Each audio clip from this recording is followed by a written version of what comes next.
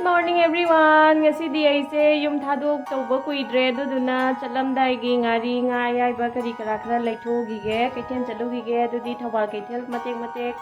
mayam da share tawrake ima khaw do khara sawbam poro pot to arai bangai loi thanga poras khara sawbam nataga kaino ni polang sawdoi puge poro pura ju pula bhatse laga kaino tawdo nongai dana Sama nganda ka diyan pasari jani ne red suit Kian, nang sa saga lai thang gai ro. Da ke adu di chapal tong. Sure. Party sure party. Amadi. Amadi.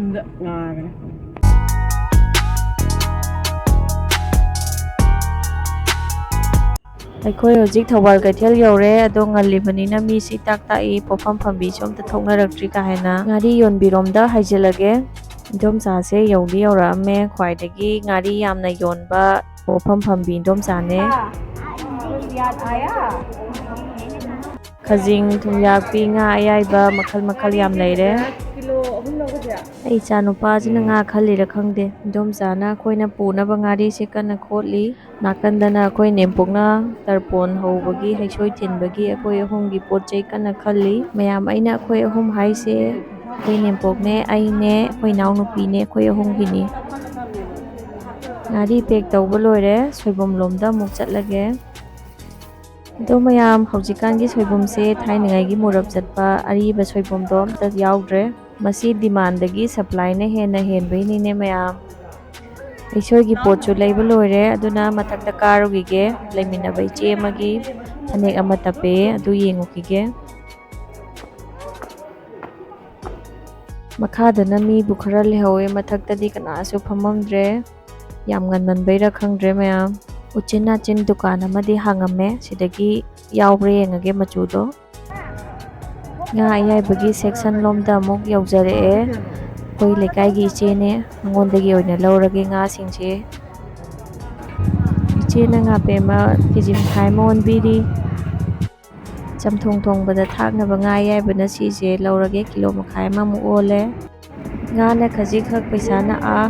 hojikan se yam tange tangdaba pot amta leitre che paisa khara taro kaino hojingna hingon da hojaba mana masing amuk hayeng puna ba sem sajari saugri na si khaise purage myam koi nempongna hojik se koi hayeng puna ba loklei yumdagi pupiri leibak se yam phabagi koi loklei se kayam phajage do myam ai ujjarake hoji myam si sina koi gi pukhiri ne ado chawba hemanbagi koi je maintain tawba ngamdre si sina Jio gi booster tower ne koi da yungba myam aina koi mana phukpa loklei ulake haibado hoji koi mana pore myam do ulage ngo ina manaw mapi sumba ji mapi pharamne ba Mayam loklei se phajadra chawdra Mayam ai se hayeng changdoinina angang yawbanina pot se tamtamna hapchenba loisenba hore Mayam walingai dagi loisenba haudradi ko pot se kainom hekta chitharame ichani gi mabongna chapal amamam lebire do tongalaga chabra na yenghale